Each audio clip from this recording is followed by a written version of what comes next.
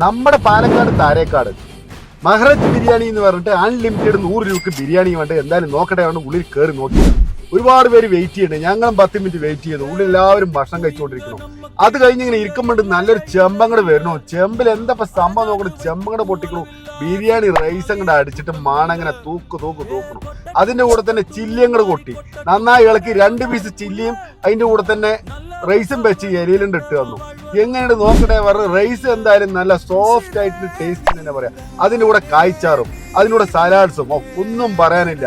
എന്തായാലും 100 രൂപയ്ക്ക് ഇത്രയേ ഉള്ളൂ എന്ന് വേണ്ടി വെയിറ്റ് ചെയ്തിരിക്കണം. ആ സമയത്തുണ്ട് പിന്നെയും അവർ കല്യാണത്തിന് ചോറ് വിളമ്പണ പോലെ പിന്നെയും കൊണ്ടിട്ടിരിക്കുന്നു. എത്ര വേണമെങ്കിൽ കഴിക്കും, മനസ്സ് നിറയണം വയറ് നിറയണം കൊണ്ട് വാരി കോരി തരുന്നുണ്ട്.